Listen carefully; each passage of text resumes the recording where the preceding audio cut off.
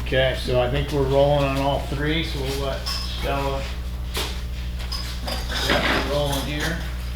You can clap it. Okay. All right, Carlos, so you heard me talking to Jake. It's the same deal, right? We're just having a conversation. Okay. If anything, you want to redo an answer or you Okay. want to go back, we can always do that. Okay. A lot of the similar questions that I had for him.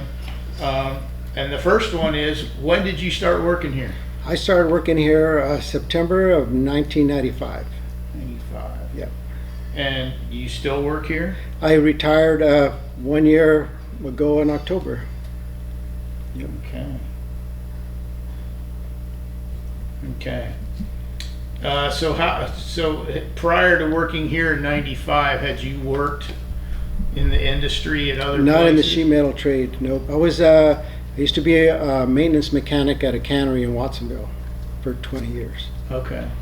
Okay. So from there, was there any crossover in terms of how that job translated into this There job? was a little bit of fabbing there, not a lot, but a little bit, and then a lot of welding, that was my job here. I was their welder. Okay. And actually, the way I got into this was my my brother-in-law Armando.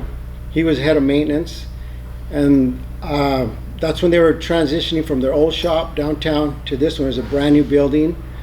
So I had overheard him one time. I was talking with him, and he asked somebody, "Hey, I need help. We're moving. We need help doing this and that." And I think it was $5 an hour they were paying. I go, "Oh, I'd love to do that. Can I help you?" And he goes, "Yeah, yeah."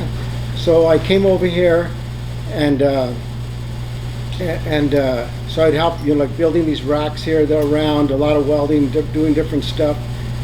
And the shop foreman back then was a Dick Tranquina, and he kind of liked how I worked and stuff, I guess. So we got moved over and all that. So I went back to my other job, and a little while later, I'd say 6 months later or so, the welder retired that used to be here.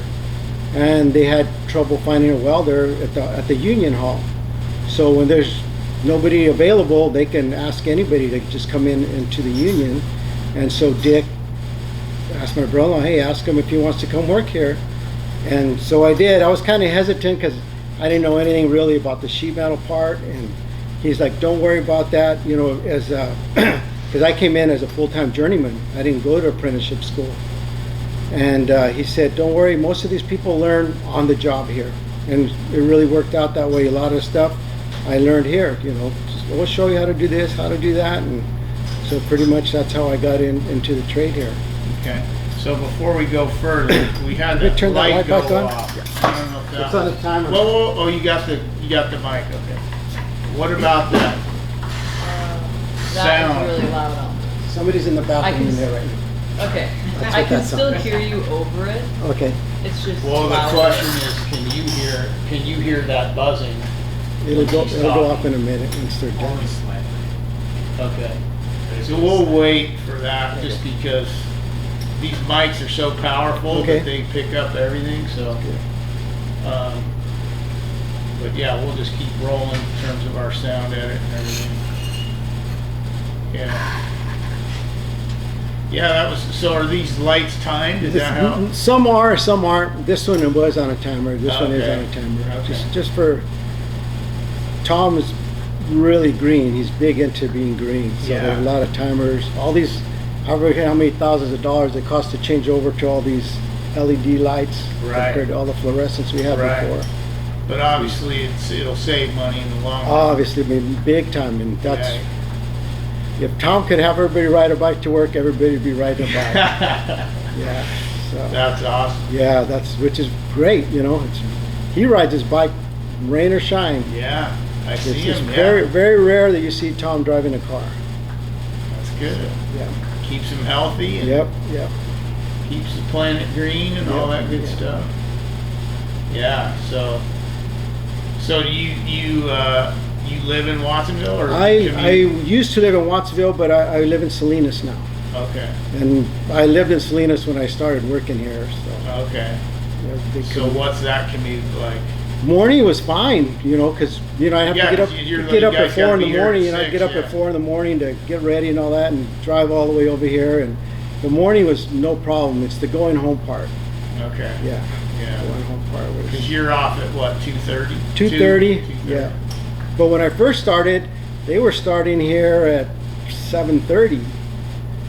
So then they changed. Okay, we'll go to 7, and then eventually it went to being 6 o'clock, Okay. which was way better for And them. what was the reasoning behind moving from 7:30 to 7 to 6? Do you know? I haven't just I think because of that, because people complaining about the traffic and Oh, stuff. You okay. know, I think that's what it was. So did it used to be 7:30 to 3:30? Like you came to- in an hour and a half earlier, now you get off an hour and a half earlier? Yeah, just change the time back. You still have to work your 8 hours, and Right. we get a half hour for lunch. Right. So yeah, So 6 to 2:30 versus 7:30 to to 3:30. Yeah, Or 4. or 4 Yeah, at yeah, the yeah. beginning. That's right. Yeah. Okay. But back then, to be honest, there wasn't as much traffic. So it just Right. like Jake had mentioned, every year it just gets worse and worse. It's worse. Yeah. It's worse. Yeah, I could see that. I've definitely noticed it living here. How it's gotten worse and earlier. 'Cause so much of the Silicon Valley traffic, Yep, right? yeah. They're working on East Coast time, so they get off at 2, which is 5 back east, and then Yeah. they're on the. It's like the roads are already jammed up. So, Exactly. Yeah. um, Do you want me to check on that? I don't know. I mean, you're saying that's from the Yeah, bathroom? let me check real quick.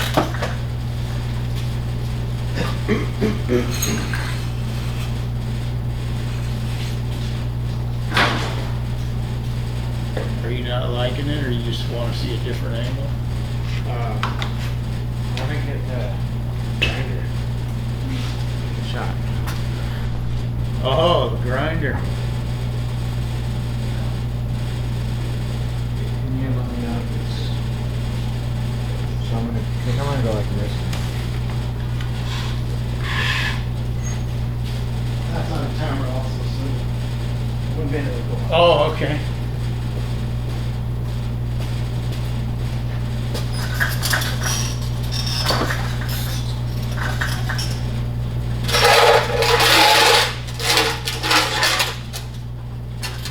Yeah. Better now? You want that in front? Yeah, yeah, it's there. Yeah, that's a good shot. The tools of the trade. We got Yes, everything yes, in front yes, of you. It yes, looks good. Yeah. Okay. So we'll just let that shut off here. Shut off in a minute. There it goes. Hey, there we go. All right, so you said you started working here '95. Yes.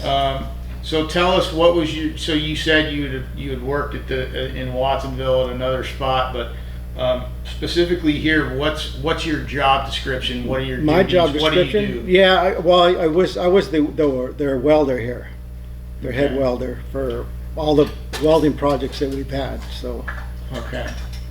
And for those who don't know, give us a little description of what that job entails in terms of well, it's, what are you working with? What is it like to be a Yes, welder? well, with a variety of materials, copper, galvanized, stainless steel, pipe, and as far as fabricating, it would be ductwork. There's a UCSC has a lot of their exhaust is corrosive, so it all has to be stainless steel duct. So it's all welded. So we would cut it out on the plasma, clean it, roll it, and then tack it together and weld it all, solid welded all the way around. Miles of it done. And you did all those things. I did all those things, yes, and then entails hoods, kitchen counters, handrails, balconies, signs. Yes, lots of just a big variety of just different stuff to weld. There was never one thing, it's always a lot of stuff. Yeah. Is there one type of job in particular that's harder than another? Like you mentioned, all those different ones. Oh, you like just- countertops are kind of hard, maybe, just because if it's industrial is one thing, but somebody's home, they want a stainless steel countertop. So we would get the sink, we manufacture the counter, after going out there and measuring, and then we weld the sink to the counter and all the seams, and then you have to blend it in so it looks like one piece, so you don't want to see the wells and all that. So that's probably one of the harder things to do is the blending after you've welded it. And you heard me ask Jake, and I ask you the same question. Do you consider yourself an artist? To be honest, I've been told that by various people, but I don't know. I don't consider it just because, but there is some skill and stuff that you have to do, and there are some things you probably make and you're like, wow, that looks pretty neat, So I guess you could say that, but someone else can say it for you. Yeah, I guess so. I mean, and I've heard it a lot. So okay. And you heard me ask Jake as well. What memories do you have working for Jim? For Jim, Jim was, I don't know. He was a man of few words to me, and he did have his routine of a morning walkthrough and an afternoon walkthrough. And I'd be here working on something, and the one thing with Wilson's is quality. So he'd see something and he'd say, "Hey Carlos, how you doing?" And oh, what is that? That's pretty interesting. That's pretty neat. And if he didn't like something, he wouldn't tell me. He'd just make his walk, okay. And then, a little about 10 minutes later, here comes my foreman coming down. "Hey, what are you doing this? Okay, well this doesn't look good. We got to fix this. We got to change that." So, but very nice. It was a pleasure working for him. You couldn't get anybody better, I think. So. And he knew his stuff, obviously. Oh, obviously, yeah. Oh, and he was such a good. His eye was so good. He wouldn't need a level. He'd be like, I'd have something here, and he'd look at it and tilt his head, and that's a little off there. Okay, I better check that. So, because he was really good. He had a really good eye for stuff like that. Just eyeballing. He would know. Yep. Wow. Yeah. That's pretty impressive. And were you around at the old shop when Grandpa was here? I was not. So no. you just... I started remember when I started, I started helping here when they were first moving here. So, and I wasn't exactly working for them yet. I was just, helping part-time to get stuff going. Right. And then later I started, so. Okay. So no memories of Grandpa? No. In terms of Jim, back to Jim, so you said he was very particular and very, had a very good attention to detail, mm-hmm. And he had his routines. How did your relationship with him evolve, or did it evolve over the years in terms of getting to know him a little more? Kind of the same. His little walkthroughs, he'd come by and do that, and like I said, and he would, if he didn't like something, I'd hear about it later. But then later it evolved to where, hey, he would just tell me, and I think we had a really good relationship. He was really easy to get along with. With me, I don't know if he changed because he was a little older when I got here. So I guess with age you might mellow out a little. So there you go. Yeah. So what are your early memories of when you first started working here in terms of the environment, the work environment, and how everyone kind of worked together and got along and those types of things? It was hard in the beginning, I think, just because, like I said, I didn't know nothing about the sheet metal industry, and so it's just you learn as you go, right? So it's on the job training. And when I first started, there was some like hesitation as far as maybe trying to teach me something. I'd be struggling on something, and I'd see somebody looking at me, but they wouldn't say nothing. But that just lasted very little, and then pretty soon, I guess once they get to know you, hey, no, you're doing that wrong. This is how you do it, and then it was, I don't know, just a break-in period, see if you can take it or not. I don't know, but after that, it was no problem. It was really good, yeah.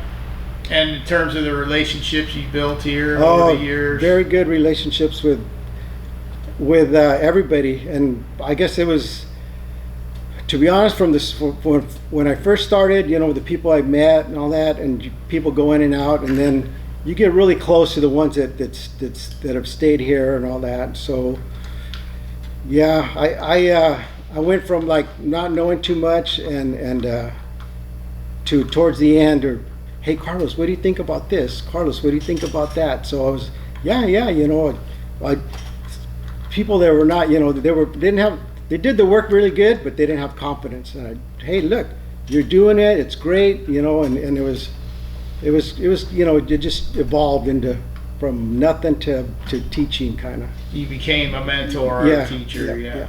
That's awesome.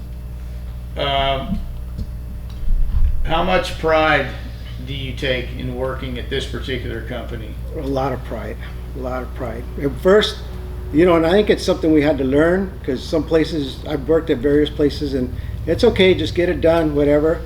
No, right here, I mean, I've had to redo a lot of things just because, you know, it wasn't up to Wilson standard, I would think, you know. And that's from the top down, you know, Blue, Tom, and Mr. Wilson. It's quality is one of their top things here. So when you say you've had to redo stuff, like is that something that was you said I got to redo it because I know their standard, or did they say, well, Carlos, you got to redo this yeah, because that's in the beginning, yeah, I didn't know, and so I had to be told. But as he went along, oh no, you know, I already knew, and other people would come in and do stuff. I go, that's not good. You got to redo it without them saying anything, you know. Try to help the guy out. He goes, hey, it's not going to pass, so you better do it again. So, yeah. To keep you from getting in trouble. Yes, Yeah. yes, yeah. Okay. And so as you go out into the community and people, or you're working, or people hear, hey, you're with George H. Mhm. Wilson, what kind of reaction does that get? What does George H. Wilson mean in the community when you have contact? When I have contacts, it's, you know, they see that red truck coming, they're going to get a good job. It's going to be, you know, it's going to be done. And if it's not done right, I mean, Tom is actually giving money back because the customer wasn't happy at all. They said, okay, well, you know, he gave money back, and like, wow, you know, why did you do that? You know, but that's just how their quality. I think that's a Wilson way. You know, it's taught to you, and you know, you learn to do it. And was that something you knew prior to coming here, or was that something you just learned once you got here? It was like, okay, these guys are. Yeah, no, I didn't know. different? I didn't know, you know, how it worked here at all. But like I said, you learn quick. You know, it's not, oh, I know that's not going to pass, so I better, you know, do it again or fix it or whatever. And had you, I mean, I know you don't have anything else maybe to base it on specific to in terms of this, but is that something that you think is pretty rare to have that level of quality, or to have give backs, like you said? Like, I'm sure a lot of people don't do give backs. Yeah, I think it's very rare, you know. But like I said, this company, they really like their reputation. They like it. We'll say, oh, Wilson's going to do it. Oh, no problem. It's going to be done right. I've gone to jobs and the supervisor's like, oh, it's Wilson's. Okay, it'll be good. He won't even hang around because he knows it's going to be done right. Yeah. He doesn't have to babysit. He doesn't have to. Yep, I've Right. gone to a lot of jobs like that. And, you know, makes it easy, makes it good, you know. Mhm. So. And as you go around the area and you see some of the projects you've worked on, Mm-hmm. what's it like to kind of drive around and know Pretty that, neat. hey, I built that, or Yeah. hey, I had a hand in that? Yeah, pretty neat. I like a lot of stuff that I've done, and I used to, you know, point things out, and pretty soon like, yeah, you told us already, you know. But it just, you know, it just neat to see the work you've done, and it's out there on display, and people see it, and you know, and yeah, it's neat. I think it's neat. Is there one in particular that you take special pride in, or you drive by, or you tell people, oh, that thing was, you know, that's my baby? Yeah, there's a few. I would think I had a hand in the welding all the earthquake memorial that they have downtown on Pacific Avenue. You know, we had a guy here, he did all the parts and all that, and put it together. But I did all the welding and cleaning, and so like if you look on the top, there's these scrolls, and they're like 4 pieces of metal welded and put together, and so it makes it look like one big scroll, and so it was pretty neat. Bob Carpentier is the one that fabbed everything, but I got to weld it and all that, so that just stands out right there. We did a really nice copper signs for this Taylor building in Salinas. It's all copper. It's really nice. It's pretty big, and it's really nice. So stuff like that. Kitchen hoods that we've made that are, wow, some of them stand out. Yep. Okay. And you mentioned the earthquake memorial. I want to hit on that a little bit. You weren't working here at the time of the earthquake. No, but I wasn't. You were in town. I was in Watsonville. Right, you were in Watsonville. Yeah. So what are your memories of that day and the earthquake? That day, I was just gonna get. Let's see what happened. Okay, I was just getting ready to watch the World Series, and gonna sit down. I had just turned on the TV and sat down, and all of a sudden, here you go, rumbling everywhere, and everything's going on, and like so it was like, wow, this is big, because we've been through little ones, but that one lasted, and it was big. You knew it was something that was gonna devastate. It was devastating. So Right. Yeah, the exact same story for me. Sitting down to watch the World Series, and next thing you know, no power, no room nothing. shaking. Yeah. So then, once you started here in '95, Jake touched on it a little bit, but there was still work that was being done Yes, in the recovery on the efforts recovery of that. efforts, yeah. Do you remember those? I don't, because when I came in, it was just like they've had their certain projects that I was already going to work on and stuff. So Okay. So when you hear George H. Wilson, what do you think of? family. They're pride in your work, quality, just their reputation. You can't just get that from somebody. You have to earn it. And like I said, people see the red truck and they know they're going to get a good product. Yeah. Was there any project you did that you remember was really, really difficult? It was really like, wow, this is out of the ordinary. This is something that I'm going to have to think about and really try and wrap my head around in terms of making it work.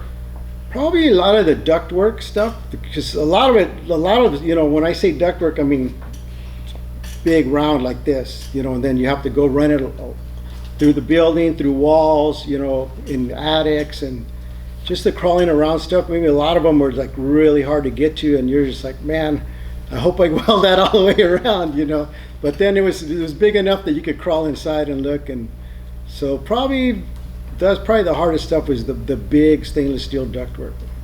And was there anywhere in particular that you UCSC? Okay. Yeah, a lot of stainless duct at UCSC. Yeah. What are you most proud of in terms of your time here and your work here? Is there something in particular that just gives you a great feeling of pride? Probably the relationships I had with all the customers. I was lucky I didn't get to stay in the shop the whole time, so I did a lot of restaurant work. So Crow's Nest, Palomar, Cafe Palomar, Santa Cruz, a diner, countless numbers of restaurants and people at UCSC, the county jail, Tim there at the county jail. You just walk up and they were just, everybody was really nice to me, really great, and we were really close. I got the relationships that I got to know from people, from seeing them over and over. I honestly still get texts from some of my old customers asking me how I'm doing and stuff. So that's what I really like a lot. Yeah. Okay. And in particular, I know we spoke with your friend earlier. He had some stories to tell. Do you have any stories to tell on that as well, in terms of just funny, crazy stuff? Or funny, crazy stuff? I'll probably get in trouble. No, it really was a good environment. It was just, it's to lighten up the mood, you know, sometimes. So one thing I did to Jake, it was summertime. It was like 90 some degrees, and he's over there at his table working. And I went up around him, and we have these heaters up here. So I turned the switch on, and he's over there like sweating, and it's like, what the heck? And he finally looks up, and the heater's on, you know. So it was like, it just made it worse for him. And he knew who it was right away. So messing around stuff like that, just little harmless stuff, I would call it. Nothing, you know, dangerous or anything. Did he get you back for that He one? tried, but you know, you gotta expect it. If you do something, you know, you're gonna get it back. All right. Yeah. Anything else you'd like people to know who are watching this that maybe you say, hey, I really want to make sure they understand this about either you or the company or your time here, or anything else to add that I haven't touched on? It was a great company to work for. Really good from the top down. You know, Tom was a, you know, excellent boss, and Blue and Jim was, and then all my supervisors that I had there, some of them were really good. It just made my job easier, and it was nice to come to work. I loved coming to work, you know, and doing my job, and then getting compliments. And towards the end, before I retired, I mean, people would, you know, all the workers come in the morning, everybody's, you know, getting their parts and stuff, but mostly all of them, they would come, good morning, Carlos, come shake my hand, how's it going? It was just like a respect thing. I don't know, it was really good. And it just the people that worked here, they're all really good people, you know. You have a problem, they'll help you. You know, I have no problem helping them, and it's just a really good place to work, you know. And that's rare, I Yeah. think, isn't it? I think so. Yeah, I think so. But it was really good. And like with Tom, you know, talking about messing around, you know, he's the owner of the company. I used to mess around with him all the time, and you know, he was just like, Carlos, you know, and so just joke with him all the time. How would you get him? Well, just for example, up front there's a coffee pot, and right behind the coffee pot there's a post it's got some decorative stuff around it. It's a big post like this. So I could usually come in early, get my coffee ready, and you talk to people. So I had my coffee, and I'm facing towards his office, and I could see him walking towards me. I go, okay, so he's gonna come around this way, so I walk this way, and he's like, oh, excuse me, and then he's gonna come that way, and I go back the other way. I did it about 3 times, you know. He finally, Carlos, you know. So, you know, just stuff like that, you know. It was easy to mess with Tom. Right. Yeah. And speaking of Tom, what kind of boss was he? I mean, what was it like to work for Tom? For Tom, easy. He was just easy. Tom will bend over backwards for you. Anything you need, you help, whatever. He'll bend over backwards to get you whatever you need to get done, and personal, work, whatever. Just a great guy. Yeah. And I'm sure a lot of that just was passed down I think so. to him. Yep. In terms of, hey, yep. this is how we do things. Yep, exactly. Okay, so we are here in your former work environment. Yeah. So tell us about what we're looking at and what it was like to come in and work on this table with these tools and these toys and all this stuff. So what memories do you have of being at this table?